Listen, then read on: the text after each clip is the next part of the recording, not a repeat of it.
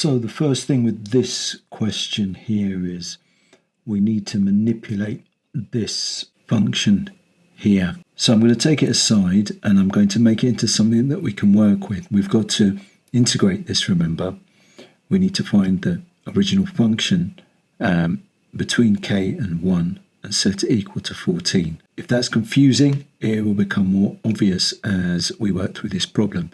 So as I say, let's take aside 3 root x and make it into something that we can integrate. 3 root x is the same as 3 times x to the half, because root x equals x to the half. The next step then, I have got something here that I can integrate, so I'm going to integrate it. And I'm going to integrate it as a definite integral. That means it's between 2 points, k and 1. So I'm going to integrate this manipulated function here, 3x to the half, with respect to x. I'll set it equal to 14 after I've integrated it. So let's keep our notation correct. I'm going to integrate now. I'm going to add 1 to the power. So when I integrate, a nice way to remember is to add 1 to the power. So let's do that first. So 3x adding 1 to that makes 3 over 2. And then I also need to divide by the new power. So I'm going to divide this new power, divide this function here by 3 over 2. So I've now integrated, and I'll deal with this k and 1 in a minute. This of course equals 14, but this is not very nice. So I'm going to simplify this. I'm going to take this aside now for a minute. Remember, if something's overwhelming, take it aside and then put it back into the original equation when it's less overwhelming. 3x to the 3 over 2 over 3 over 2. So a nice trick here, if I've got something over a fraction, what I can do is I can multiply the top and bottom by the reciprocal of that fraction, and you'll see what happens.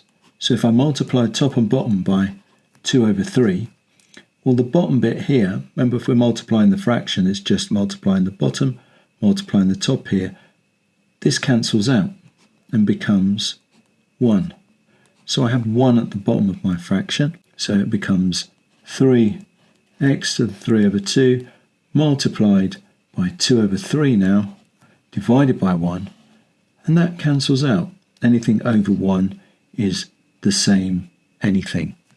So that will equal 3x to the 3 over 2 multiplied by 2 over 3, and the 3's here cancel, as you can see. This is 3 over 1 if you like. This cancels, and I end up with 2x to the 3 over 2. So I've manipulated this now, and I've got 2x to the 3 over 2. So I'm going to put that back in. So really my function, because this is my derivative and now I'm going to find my function here, is 2x to the 3 over 2, and it's between k and 1. It's a definite integral and it equals 14. So what that means is I can substitute in k, 2k to the 3 over 2. I should write k like this really. K, 2k to the 3 over 2 minus 2, and I'm going to substitute in the 1. 2 multiplied by 1 to the 3 over 2. Now I know I'm showing all of the steps here, but hopefully by showing all of the steps it doesn't become so confusing. So 2k to the 3 over 2 minus, now let's take this aside for a second. 2 multiplied by 1 to the 3 over 2. 1 to the 3 over 2 is actually the same as 1 cubed, the square root of 1 cubed, from my understanding of indices again. And that equals 1. 1 to any power equals 1. 1 squared equals 1. 1 cubed equals 1. 1 to the power of a half equals 1, the square root of 1. 1 to the 3 over 2, the square root of 1 cubed equals 1. So what I've got here is 2 multiplied by 1, so minus 2 equals 14. And that implies that 2k to the 3 over 2 equals 16. So k to the 3 over 2 equals 8. I'll just stay on the same page here. I'll bring this up here. K to the 3 over 2 equals 8. So that implies that K cubed and the square root. Well, let's take this back one step. Let's say that it's K cubed to the half. From my understanding of indices, 3 times 1 over 2 is 3 over 2. So this is the same as K to the 3 over 2. I could have also written it as K to the half to the 3 equals 8, because multiplication is commutative. The order doesn't matter. And both of these will give the same answer, as you'll see. This is the same as K cubed square root equals 8. A half is the same as a square root. Here, let's do this side.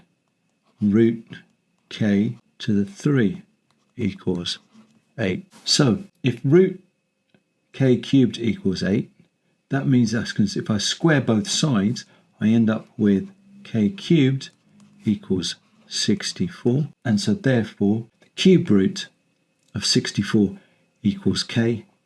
So K was the cube root 64. So K equals 4. And if I do the same over here, the cube root, if I cube root both sides, I end up with getting rid of that cube there. So I end up with root K equals 2. And so therefore, K equals 4.